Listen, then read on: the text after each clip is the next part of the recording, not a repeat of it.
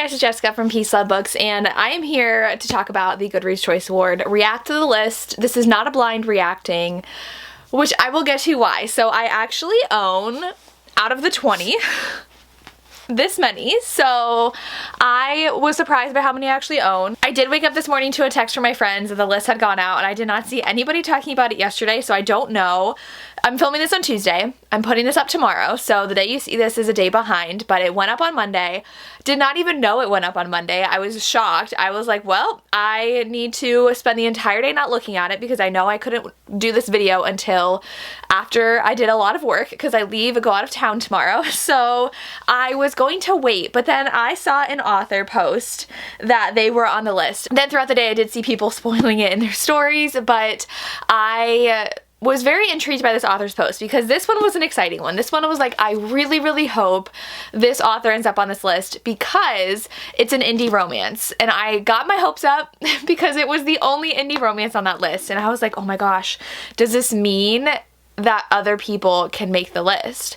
And I did a video predicting this award, and I was kind of right, kind of wrong. There's a couple that I side-eye Goodreads for, and I'm like, why is this on there?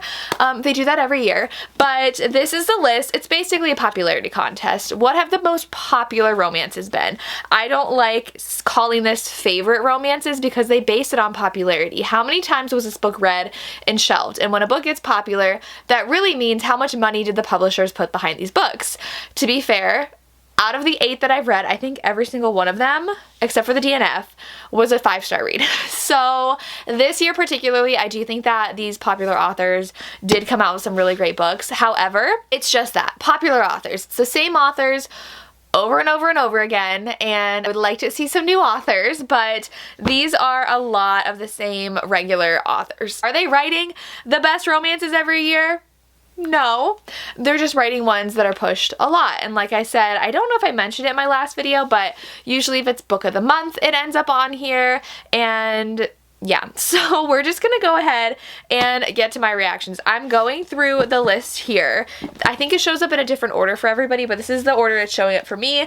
And the first book we have on there is The Love of My Afterlife. This one I actually DNF'd, but this is not the DNF that I'm counting for this video. This one I DNF for now because I did not like the audiobook. I did not like the narrator. I think it's British, and I just could not focus when listening to this book, so I put it down because a lot of people do love this. I do remember seeing it had a lot of hype. Is it enough hype to win? No. There is definitely one clear winner on this list, and we're not going to get to that for a while. It might be the last one. Is on this list? Yep, it's the last one, so we're gonna have to wait. But this one, I know she dies, and then I think she meets the love of her life. So that's all I know, but I do remember seeing this everywhere, so I'm not surprised that it's on this list. And I think it has a cute cover, so I'm intrigued. I probably will read this. I have not, though. I have read 8 on this list. I don't know if I mentioned that, but the next one's kind of annoying because I love this author, do not get me wrong, but there are 2 books by her on this list, and I am tired of Goodreads putting 2 books by an author on lists when you have literally hundreds, if not thousands of people you can choose from to include and give a chance. But the first one is Not in Love by Ellie Hazelwood, another one I have not read, but is on my TBR. I do really want to read this. I do love Ellie Hazelwood. I have heard this one's really angsty and like something I would love, so not surprised at all that Allie's on here. However, her other book should be on here over this one. So I don't know if it's because this one's newer, but this one, isn't it newer? I think this is a newer release than the other one, which I just read the other one and gave it 5 stars. I loved it. I love Ellie Hazelwood, but it is annoying she has 2 books on this list. So this one just says it's a forbidden secret affair, and it's another one of her like STEMinist kind of romances. It has to do with STEM, so we're not surprised. She's on here every year. Okay, so this one is the one that actually ruined the surprise for me, and that is Play Along by Liz Tomforty. I saw this and I was like, yes, love this for Liz. I believe it's her first time on this list.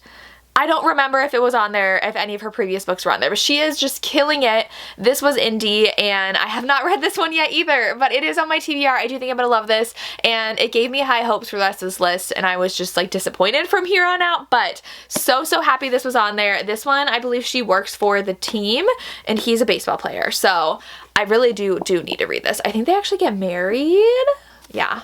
In Vegas, but I love Liz Tomforty. I need to read this book. I just have been dragging my feet because I saved them for a special time. This next one I feel like is on this list every single year, and that is Carly Fortune with This Summer Will Be Different. I tried her first one, and I might have tried her second one because I've done videos before where I attempt to read all of the nominees. So I've attempted to read her multiple times, and I just don't love her books. So this one is her newest one, and it is on the list again. We are not surprised. She's on this list every year. So I do think people actually did like this one, but I don't know. Like, things like this have me wary of doing that challenge again where I try to read all 20, because this one, and there's a couple more that I just don't really feel like picking up or have an interest in. So if you really want me to do that video, let me know. I don't know if I will, but this one, it's on here. I think it's a summer romance. The next one I'm very pleasantly surprised by because I feel like her first book in this series absolutely should have been on the list and she was snubbed, but the next one, well, I think that the last one was weird because of the timing. I think it came out in November.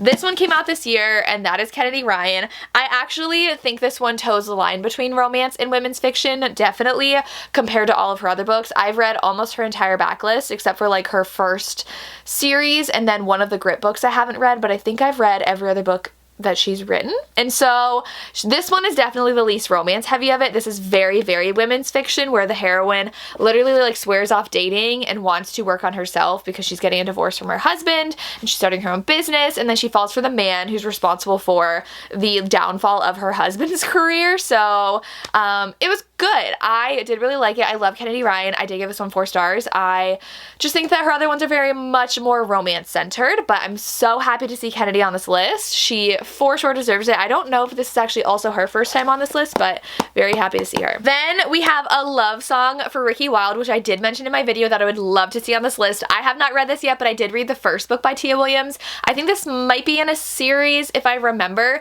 but I remember seeing that first book on so many lists the year it came out. I think it was 2 years ago, and that's why I read it, and I'm so happy that I did. So I'm very excited for a new book to come out and be on this list from Tia Williams because I have heard nothing but amazing things about this one, and so this is definitely at the top of my TBR. So there's some of these that I'm excited to read. So then we have one that I thought was a contender for winning. However, the other one I think is just no chance to beat it, but Abby Jimenez, Just for the Summer. Abby's one that's on the list every year, but I'm not mad because I love her books. I give them all like 5 stars, and her books are very romance heavy. So I am fine with her being on this list. This one is a kind of hard one to describe because it's 2 people who everybody they date finds their like soulmate basically after they date them. So the guy posts on Reddit about it, she finds it, and she's like, I'm the same way. So they agree to date each other so they can kind of break their curse and find their one after they date each other. And so they're like dating just for the summer, and it's so good. I love it so much. Very emotional too, and I love her heroes. So love this one. Very happy it's on this list. Then we have one I'm super excited to see. It should be over the other book by this author, but that is Bride by Allie Hazelwood. I just read this in October. I loved it. However, I don't know why it's on this list when the romantasy category is right next door, and this one is werewolves and vampires. So I don't know why they would put a paranormal in the contemporary category versus the romantasy category, but this one I know blew up. Like, this one would beat Not in Love if they're put like head to head, but this one's also been out longer. But this one is a Fated Mates marriage of convenience romance that I absolutely loved. So good. Like I said, werewolves and vampires, a werewolf and a vampire have to get married to have a political alliance between their species, and it was so good. It was so good. The hero pines so much, so very happy this is on here. I love to give it 5 stars. Another one I'm very happy to be on here is Wild Love by Elsie Silver. I love this series so much, and I figured either this one or the second one would be on here, but the second one recently came out, so I think they like to give books a little time to like simmer and get attention and then be put on this list. So this one is a single dad romance, and I don't even know if I like book 1 or book 2 better, but Wild Love is about music, so he's a music producer, and the heroine is actually his like childhood best friend's sister, and they have a lot of history, and she is fired from her like big city job, so she comes back to their small town and ends up being his assistant, and it is so good. I love this, gave it 5 stars too, so I am excited that this is on here. Okay, so correct me if I'm wrong, but I am pretty sure this is the only queer book on this list, which is very disappointing. I don't even think they had a single queer book last year, and this is the only one, and I would have loved to see more representation there, especially some sapphic romances, because I feel like those are the most underappreciated on this list, but we We do have The Pairing by Casey McQuiston, which I believe are 2 bisexual main characters. I have not read this yet. I am very excited to read this. I don't know if I've seen a ton of people talking about this book though to be on this list, so I'm intrigued to see the ratings for this, but I am happy we have some queer rep. But there should be more. Like, this is the bare minimum. But this one, I believe one of them is in food or something. He is in pastry school and bakes at the finest restaurant in Paris. So they go on a European tour together. Oh, so they have been childhood best friends, crushes, lovers, and now estranged exes. I definitely need to read it, I know. My collection of books I've read is dwindling. I only have 3 left. But the next one, super excited for her, is Anna Huang with King of Sloth. Anna's another one that I think is on here every single year, but her books literally just like dominate the romance genre. So I'm not mad about it. King of Sloth, I did really love. This one is about our hero who's really rich and doesn't really do a lot. He gets into trouble a lot, and the heroine is basically his publicist, and they fall in love. So this one was really, really good. I knew either this or The Striker would be on this list because they both came out, but I think her King of Sin series is definitely super, super popular, and I'm really excited for the next one for next year, but another Anna on here, and I can't complain. And we have Leather and Lark, which when I did my video, I was very surprised by how many ratings this one had. It actually has a really decent amount, so I think this is Brynn Weaver's first time on this list, which I'm not mad about either. I do think that Butcher and Blackbird really took the world by storm last year. I haven't read this one yet. I'm not into the super like rom-com-y nature of her books because I read Butcher and Blackbird, gave it 4 stars. Like, it was a good solid book, but a little too rom-com-y for me and my taste, but I would be interested in reading this one. I'm not mad about it. Like, they're serial killers and like it's funny. So go Brynn. Next one, I don't know why it's on this list. We have Lies and Weddings by Kevin Kwan. I don't know if this is a romance, but it's at a wedding, and I've never read a Kevin Kwan book before. I do know that people like Crazy Rich Asians, which I don't think is a romance either. Like, it definitely focuses on other things like way more than the romance. So I don't know if this is a romance, because it could have a romance, but it has to be like the central focus. Also, like, the publisher's not a normal romance publisher, so that's what makes me question if this is actually a romance or not. So this is one that like I look at and I'm like, I don't really have interest in reading this because I don't actually think it's a romance, but we will see, I guess. Let me know if you've read this, and I'm just looking through reviews to see if anybody calls it a romance. It's more like a family thing. We'll see. Let me know. This one I was surprised by. This was not even on my radar. The next one's also another author that's on here all the time, and I do think that hers tend to lend more women's fiction. I don't know about her most recent ones though, because I've only read her because she's on this list, and that is The Romcommers by Catherine Center. I don't have this one. It is called The Romcommers though, so it does have high ratings too, and it says that she wants to be a screenwriter, and I do think this one actually like looks like it's more romance than her past ones, because her past ones are definitely more like fiction with a dash of romance. So if you've read this one, let me know. I'm interested to see, but it's another author that I think will be on here time and time again for as long as she writes. Then we have How to End a Love Story by Yulin Kwong, which I did not like. I DNF'd this book.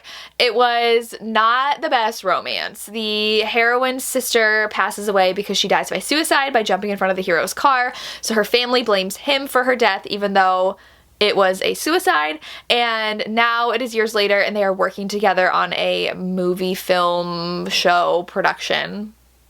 And it was very insta-lust, and I did not finish. So I expected this. I did talk about it in my video. I figured it might be one that was on here, but there's that one. Then we have Swift and Saddled, which I don't remember actually if I put this on here or not, but Lila Sage definitely has been doing really well. I don't know if this has enough ratings though, like to be a contender for winning. I mean, it's got 77,000. It's nowhere near #1 that I know is gonna win, but it did do really well this year. It is a small town romance. I read the first one, I thought it was fine. I was expecting a little bit more for being such a hyped book, but I would possibly be interested in reading this. Let me know if you liked it. Then we have The Paradise Problem by Christina Lauren, which is another one that I was like, it's probably going to be on here. It's a book of the month book. Christina Lauren's on here every single year.